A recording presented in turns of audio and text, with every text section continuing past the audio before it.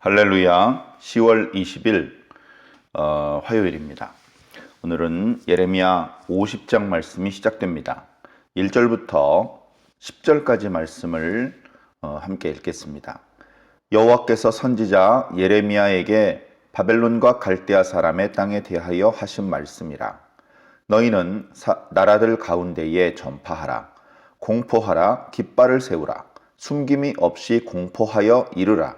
바벨론이 함락되고 벨이 수치를 당하며 무로닥이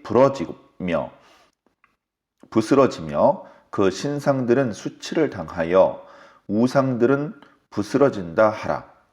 이는 한 나라가 북쪽에서 나와서 그를 쳐서 그 땅으로 황폐하게 하여 그 가운데에 사는 자가 없게 할 것임이라. 사람이나 짐승이 다 도망할 것임이니라. 여호와의 말씀이니라.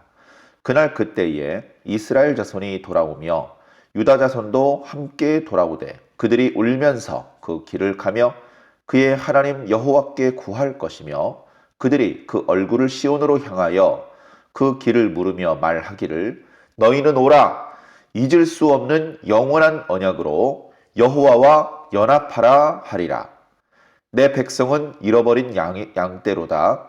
그 목자들이 그들을 곁길로 가게 하여 산으로 돌이키게 하였으므로 그들이 산에서 언덕으로 돌아다니며 쉴 곳을 잊었도다. 그들을 만나는 자들은 그들을 삼키며 그의 대적은 말하기를 그들이 여호와 곧 의로운 처소시며 그의 조상들의 소망이신 여호와께 범죄하였은즉 우리는 무죄하다 하였느니라.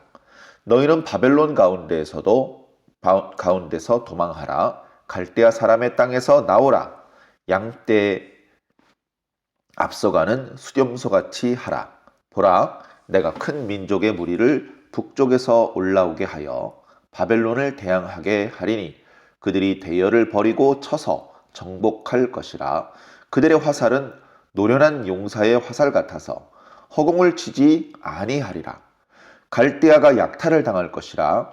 그를 약탈하는 자마다 만족하리라. 여호와의 말씀이니라. 아멘.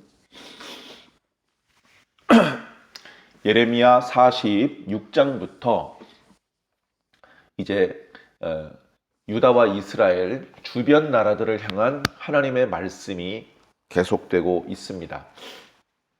그동안 여러 나라들에 대한 말씀이 있었죠. 자, 그런데 오늘부터 예레미야 50장부터 51장까지는 바벨론을 향한 말씀, 바벨론에 대한 말씀입니다. 바벨론아, 네가 그동안 하나님의 심부름꾼으로서 수고가 많았다. 하나님의 도구로서 이리저리 뛰면서 하나님의 진노를 쏟아주느라 고생이 많았다. 이런 격려, 칭찬 그런 말씀이 아니고요. 바벨론도 하나님의 심판의 대상이 되는 것입니다. 자, 지금까지 유다가 멸망을 하고 또 애굽과 블레셋과 모압과 암목과 에돔과 다메섹과 게달과 하솔과 엘람과 이 주변 나라들, 그 나라들을 하나님께서 못마땅하게 생각하시고 그들의 교만을 꺾으시며 그들을 이제 역사의 뒤안길로 사라지게 하시기 위해서 바벨론에게 힘을 실어주시고 느부갓네살의 권세를 강하게 하여 주셔서 결국 그를 통하여 그 주변 나라들에게 하나님께서 심판을 베푸셨는데, 지금까지는 그랬는데 이제부터는 하나님의 도구였던 바벨론도 이제는 하나님의 심판의 대상자, 심판을 받아야 되는 그런 처지로 바뀌었다는 것입니다. 바벨론이 그러니까 착각을 하면 안 되는 것이었죠. 바벨론이 하나님께 복을 받고 하나님에 의하여 강하여지심을 입고 높아짐을 입었을 때 이것이 스스로를 높게 그렇게 느낄 것이 아니고, 높이시는 분도 하나님, 낮추시는 분도 하나님이신데 지금은 나를 높이시고 열방의 다른 나라들을 낮추시는 때구나. 나는 하나님의 도구이구나. 심부름꾼이구나. 하나님의 뜻이 나를 통하여 주변 나라들을 평정하고 그들의 교만과 부조리함을 책망하고 심판을 베푸는 것이 하나님의 뜻이구나. 그렇게 정확하게 판단을 내리고 하나님의 뜻에 부합하게 자신의 사명을 잘 수행하면 되는 것이었습니다.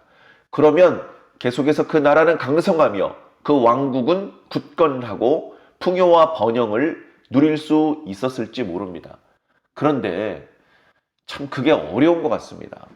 국가든 개인이든 하나님께서 필요에 의해서 당신의 도구로 세우시고 부르시고 그래 당신의 능력을 덧입혀 주셔서 그렇게 일을 하게 하실 때에 철저히 하나님께서 말씀하시는 데까지만 하고 하나님께서 말씀하지 않는 부분에 대해서는 기다리는, 자기가 대장이 아니고 하나님께서 주인이시고 대장이시라는 것을 한시도 잊지 않고 오직 그분의 분부에 따라서만 움직이는 그런 모습이 되는 것이 어려운 것 같습니다.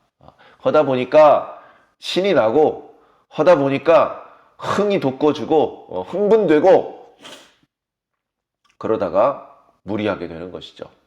하나님의 말씀에 따라 움직이다가 이제 하나님 제가 알아서 할 테니까 잠자코 계십시오 하면서 하나님 앞에 큰 소리도 치고 자기가 마치 하나님과 대등한 존재라도 된 양 그렇게 말하고 행동하는 태도를 보이는 그런 실수를 저지르는 경우가 많습니다. 거의 예외 없이 모든 사람들이 그렇죠. 그리고 바벨론이라는 국가도 마찬가지인 것 같습니다. 우리나라는 대표적으로 신라가 1000년의 역사를 자랑하고 있고 백제나 고구려도 700년, 고려가 450년, 조선 왕조 500년. 근데 바벨론이나 아수르는 200년을 채우기도 힘들어요. 중국의 청나라, 명나라도 200년 채우는 게 어렵습니다. 그래 온 천하를 다 다스리는 것 같지만 가만히 보면 그 전성기가 불과 100년도 못 가는 것 같은 그런 빠른 속도로 이름을 떨치더니 수치를 당하면서 사라져버리는, 과거에 아수르가 그랬고 지금은 바벨론이 그렇게 되는 것 같습니다. 지금 이 50장과 51장에 바벨론의 패망을 공포하는 그런 예언은 아직은 때에 맞지 않는 것 같습니다. 뭔가 바벨론이 국력이 기울고 바벨론에 몇 차례 위기가 찾아오고 그런 상황 가운데 이런 예언이 터지면 그래 맞아. 우리도 뭔가 낌새를 눈치챘어. 바벨론이 예전의 바벨론이 아니더라고. 많이 약해졌어. 저 예언의 내용처럼 정말로 멸망할지도 몰라. 자, 이렇게 좀 자연스럽게 받아들일 수 있을지도 모릅니다. 그런데 지금 이 예언의 말씀이 선포되는 시점에는 바벨론이 최고의 전성기를 달리던 때였습니다. 바벨론의 군대가 패전을 모르고 동정서벌하면서 온 천지를 다스리고 호령을 하던 때였습니다. 도무지 바벨론을 대적할 만한 나라가 보이지 않고 그 위세가 영원히 지속될 것만 같은 바로 그때에 하나님께서는 바벨론이 멸망을 당할 것을 예언하게 만드시는 겁니다. 그래, 전에도 그런 적이 있었는데요. 그 예언의 내용이 듣는 사람들에게 받아들여지지 않을 것 같을 때 그때 하나님께서 당부하십니다. 내가 너에게 주는 말씀을 빠트림 없이 숨김없이 모두 사람들에게 선포하도록 해라. 오늘 말씀에도 그런 표현이 나타나고 있습니다. 오늘 말씀 1절에는요. 지금부터 주시는 말씀은 예레미야를 통해서 주시는 하나님의 말씀인데 그 대상은 말씀이 이루어질 당사자는 누구냐? 바벨론 갈대아 사람이라는 것입니다. 자, 갈대아 사람 하면 전 어렸을 때요. 갈대가 많이 나는 지방에 사는 사람인가? 그런 생각을 했어요. 그러나 이거는 이제 외래어를 이제 기록한 것 뿐이고요. 바벨론 국민들을 갈대아 사람, 그 바벨론 군대를 갈대아 군사 이렇게 이제 표현을 하면서 갈대아라는 단어와 바벨론이라는 단어는 물론 똑같은 단어는 아니고 약간의 차이는 있습니다만 지금 예레미야 선지자의 글에서는 거의 동의어처럼 사용되고 있는 말씀입니다. 자, 그들이 누군지는 어렵게 설명할 필요가 없어요. 자, 바벨론, 갈대아, 그 사람들. 근데 그들을 향한 하나님의 계획이 있는데 너는 그것을 숨기지 말고 공포해야 된다. 내용이 뭡니까? 바벨론이 함락될 것이다. 벨이 수치를 당하게 될 것이다. 벨은 바벨론이라는 나라에 많은 신들이 있는데요. 그 중에 한 신입니다. 벨이 수치를 당하게 될 것이다. 무로닥이 부스러지며, 무로닥 발라단 이런 왕도 있는데요. 무로닥은 바벨론의 가장 대표신 마르둑을 이제 우리 성경에서는 무로닥이라고 표기를 하고 이렇게 음역을 한 것 같습니다. 그래서 보통 세계사 시간에서는 마르둑이라고 이렇게 알려져 있습니다. 바벨론의 신 마르둑, 최고 신이죠. 그 마르둑이 어떻게 된다고요? 부스러진다. 그리고 그 마르둑을 형상으로 만든 것들 수치를 당하게 될 것이고 그 우상들, 그것도 부스러지게 될 것이다. 결국은 어떻게 됩니까? 바벨론의 모든 것이 깨진다는 겁니다. 바벨론이 뒤통수를 맞았지만 여전히 건재하다 이런 게 아니고요. 바벨론 수도, 도성이 함락되고 그리고 바벨론을 정신적으로, 영적으로 지탱해 주던 바벨론의 주인, 바벨론의 신, 부끄러움을 당하고 수치를 당하고 사람들로 하여금 그 우상을 숭배하도록 만들어 놓았던 모든 장치들, 신전, 제단, 무슨 제사장, 우상들 다 박살나고 부스러지고 부끄러움을 당하게 될 것을 말씀하고 있는 것입니다. 이 2절 말씀에 사실은 모든 결론이 다 들어있는 것입니다. 자, 이렇게 되면 어떻게 되겠습니까? 바벨론 군대는 전쟁에서 지는 것이고요. 바벨론 사람들은 많은 사람들이 죽고 도망가야 되고 그들이 가지고 있던 많은 무슨 의복이나 무슨 재산, 금은 동철 다 약탈당하는 거죠. 예. 자, 그렇게 되는 이유는 3절에 보니까 하나님께서 한 나라를 북쪽에서 나와서 바벨론을 치게 하신다는 겁니다. 그래가지고 바벨론 땅을 황폐하게 만들고 그리고 바벨론 땅에 사는 사람이 없게 만들 것이며 살아남은 사람들이나 짐승들은 다 도망가게 만들 것이다. 전에 하나님께서 바벨론을 대해서 이제 말씀을 하실 때 유다에게 어리석게 대항하지 말고 항복하라. 왜냐하면 바벨론 왕 느부갓네살은 나의 종이다. 내가 그에게 힘을 주었고 내가 그에게 내가 만들었던 이 천지를 다스리는 권세를 그에게 주었다.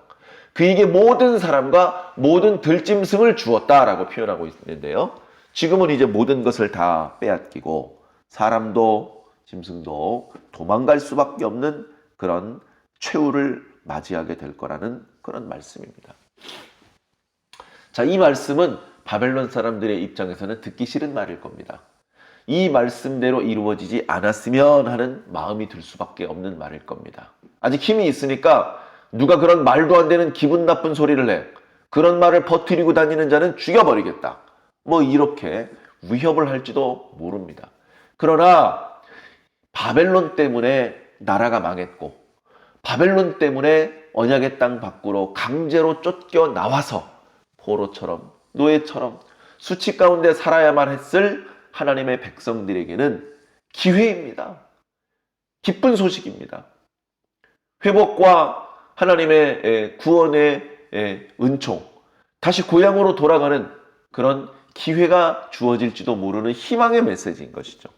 자, 그래서 4절에 보면 이런 말씀이 있습니다. 그날 그때에 이스라엘 자손이 돌아올 것이다. 또 유다 자손도 함께 돌아오는데 어떻게 오는? 울면서 올 것이다. 왜 울면서 오죠? 기쁜데? 여러분 잘 아시겠지만 너무너무 기쁨은 눈물이 납니다. 너무너무 기쁨은 눈물이 납니다. 그리고 이 눈물 속에 많은 것들이 들어있겠죠. 하나님께 대한 죄송함, 부끄러움, 하나님을 사랑하는 마음, 다시는 하나님을 실망시키지 않으리라는 다짐, 용서해 주신 하나님의 은혜에 대한 감사, 이런 여러 가지 마음이 침착하게 자신의 감정을 표현하기보다 자신이 어떤 감정인지 차분차분 분석해내기보다 그 모든 것들이 한꺼번에 뜨거운 눈물로 그들의 눈에서 쏟아지는 겁니다. 울면서 돌아올 것이다. 그리고 예루살렘으로 가는 길을 가면서 하나님께 기도할 것이다.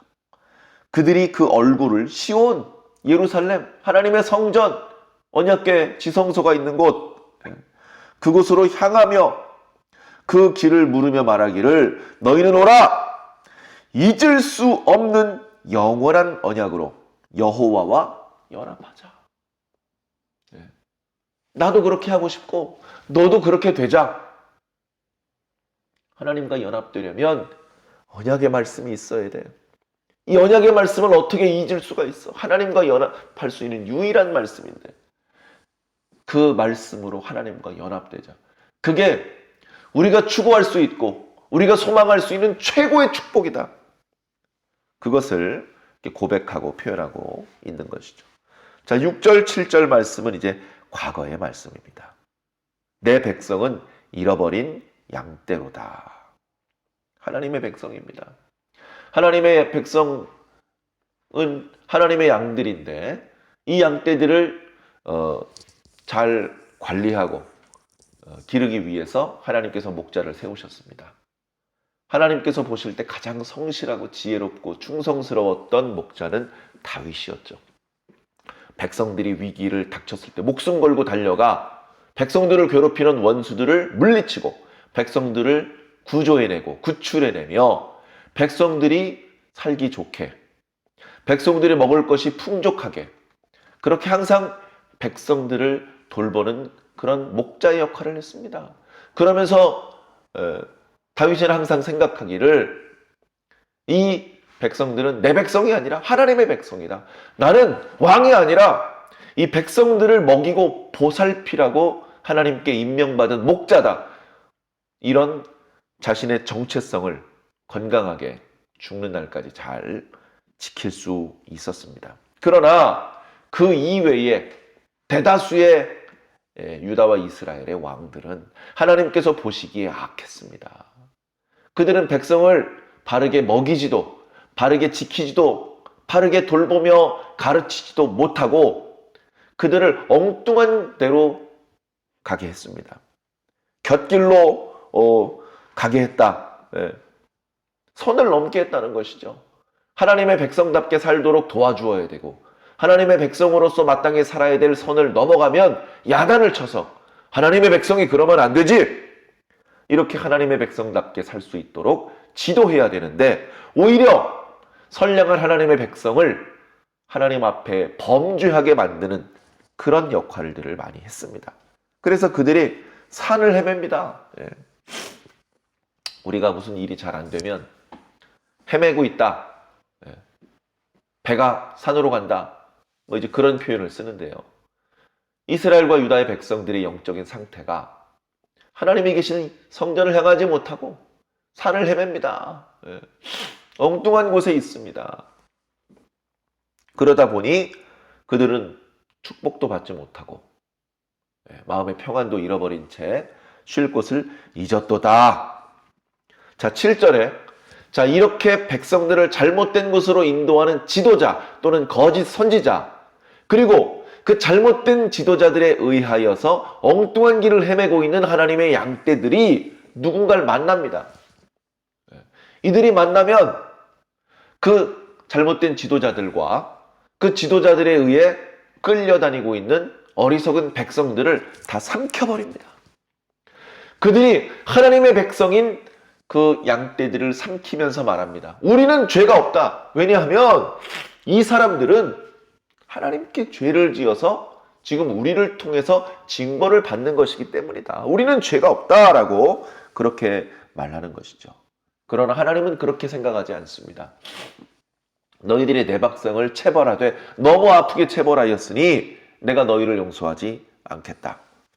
자, 그래서 8절, 9절, 10절 결국 바벨론은 멸망할 것입니다. 자, 그들에게 삼킴을 당하지 않은 남아있는 자가 있다면 너희들은 바벨론에서 나와라. 피하여서 도망해라. 왜? 바벨론이 지금은 강한 것 같지만, 지금은 모든 것을 다 지배하고 있는 것 같지만, 결국 바벨론은 멸망을 당할 것이다. 결국 하나님의 계획 가운데 그 누구도 무너뜨릴 수 없을 것 같았던 바벨론도 무너지게 될 것이다. 이것이 이제 오늘 말씀입니다. 이어지는 말씀들 계속해서 바벨론의 멸망에 관한 말씀들인데요. 저는 이 말씀을 묵상하면서 이 말씀이 역사적으로 이루어진 것 외에도 영적인 성취에 대해서 마음속으로 많은 영감을 느꼈습니다. 자, 먼저 역사적인 성취에 대해서 말씀을 드리자면, 바벨론의 전성기가 끝나고 바벨론이 멸망했습니다. 바벨론의 북쪽 지방에서 페르시아가 일어났습니다. 늘 그랬듯이 처음엔 페르시아가 작았죠.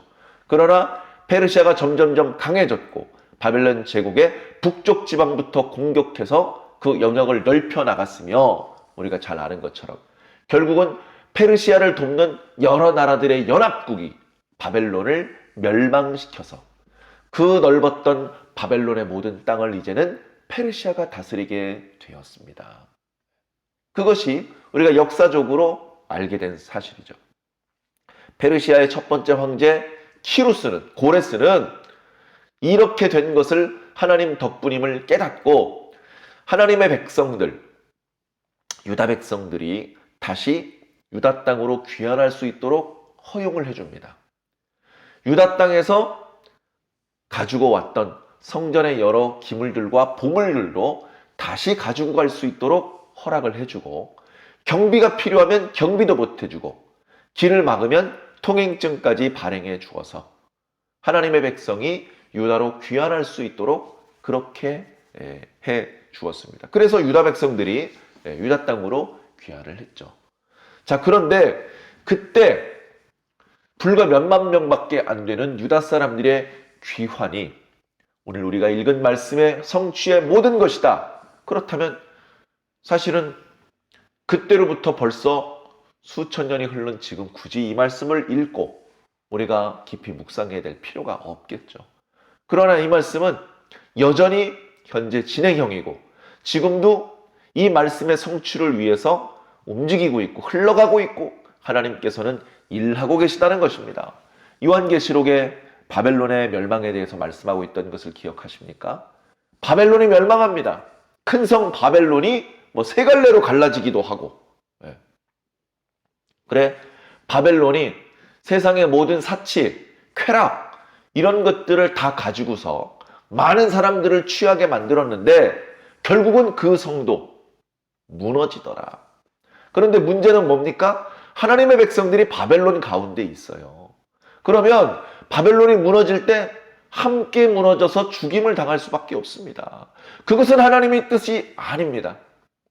하나님은 홍수의 심판 계획을 취소하지는 않으셨지만 그 심판이 벌어지는 중에도 당신의 백성들은 방주에 타서 그들이 구원을 받게 하셨습니다.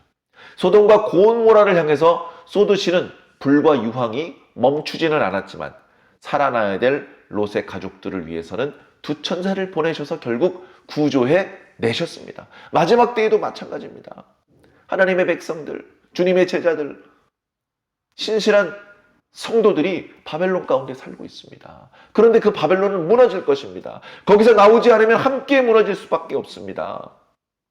그래서 요한계시록 18장에는 하나님의 백성을 향한 간곡한 부름의 외침이 있습니다. 내 백성아 나와라. 거기서 그들이 받을 심판을 함께 받지 말라. 그들과 함께 죽음을 당하지 말고 너희는 나와라. 그 재앙을 피하라. 너희는 살아남으라. 라고 말씀하고 있는 것이죠. 영적인 말씀입니다. 우리는 우리를 부르시는 말씀에 부응해야 됩니다. 응답해야 됩니다. 가만히 멸망을 당하는 한복판에 멈춰 있으면 안 됩니다. 때가 되면 나와야 됩니다. 그래서 어쩌면 우리는 계속해서 그런 멸망받을 수밖에 없는 세상으로부터 나오고 있는, 하나님의 세계를 향하여 한 걸음 한 걸음 이동하고 있는, 하나님께 피하고 있는 그런 영적인 과정 가운데 있는 것입니다. 그렇게 멸망받을 수밖에 없는 세상 가운데 있다가 하나님의 말씀을 듣고 하나님께 돌아온 성도들, 하나님께서 눈물을 닦아주신다고 했습니다. 눈물을. 왜? 오늘 말씀해 보니까 그들이 하나님께 돌아오되 울면서 돌아온다. 그 눈물의 의미에 대해서 말씀드렸죠. 부끄러움, 죄송함, 감사함, 그 모든 것들이 담겨져 있는 것이죠. 지금은 눈물이 안 날지 모르지만 그 상황이 되면 우리 모두 감격할 것입니다. 하나님을 찬양할 것입니다. 하나님께 감사할 것입니다. 하나님께 영광을 돌리고 싶을 겁니다. 그 모든 것들이 우리의 찬송뿐 아니라 우리의 노래뿐 아니라 우리의 눈물로 터져 나올 겁니다. 그때 하나님께서는 우리의 눈물을 닦아주실 것입니다. 그리고 다시는 울 필요가 없이 하나님께서 열어주시는 새로운 세계에서 행복하게 하나님과 연합한 그런 모습으로 살게 될 것입니다. 사랑하는 성도 여러분, 현재 우리 주변에 벌어지고 있는 많은 일들, 우리가 다 그것들을 이해하고 다 분석해내고 영적으로 다 이렇게 알지 못합니다. 그렇기 때문에 우리는 계속해서 말씀을 들어야 되고 기도하는 생활을 해야 됩니다. 그렇게 깨어 있을 때 하나님께서 결정적인 순간에 가라 하시기도 하시고 오라 하시기도 하실 때에 그 말씀에 따라 움직일 수 있고, 그렇게 하면서 우리는 하나님께서 기뻐하시는 열매를 맺기도 하고 잃어버린 영혼들을 옳은 대로 돌아오게 하기도 하고, 그리고 내가 주님 품 안에 피하여 숨을 수도 있게 될 것입니다. 우리는 그렇게 하나님의 구원을 경험할 것이며 하나님의 나라에 들어가게 될 것입니다. 사랑하는 성도 여러분, 꼭 이 구원과 축복을 누리시기를 주님 이름으로 간절히 축원합니다. 기도하겠습니다. 사랑의 하나님, 감사합니다. 그 누구도 무너질 거라고 생각하지 않았던, 그 누구도 힘으로 압도할 수 없을 것이라고 생각했던 바벨론이 함락당하고, 그리고 그가 의지했던 신들은 부끄러움을 당하고 그 신상들은 부스러질 것을 하나님께서 말씀하셨습니다.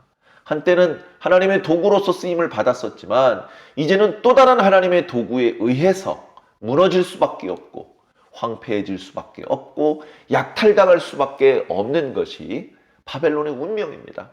하나님 아버지, 바벨론 가운데 살고 있는 당신의 백성들이 있습니까? 바벨론의 멸망과 함께 멸망하지 않도록 주여 인도하여 주시옵소서. 당신의 백성들을 향하여 말씀하여 주시옵소서. 내 백성아 나오라. 거기서 그들과 함께 멸망을 당하지 말고 하나님께 돌아오라. 우리는 그 말씀에 반응하여서 계속해서 바벨론 가운데 사는 것이 아니라 하나님을 향하여서 이동하게 하여 주시옵소서. 하나님을 향하여 나아가게 하여 주시옵소서. 영원히 잊을 수 없는 언약의 말씀을 붙잡고 하나님과 온전한 연합을 이룰 수 있도록 주님 인도하여 주시옵소서. 홀로 큰 영광 받아 주옵시기를 살아계신 우리 주 예수 그리스도 이름으로 믿고 기도하옵나이다. 아멘.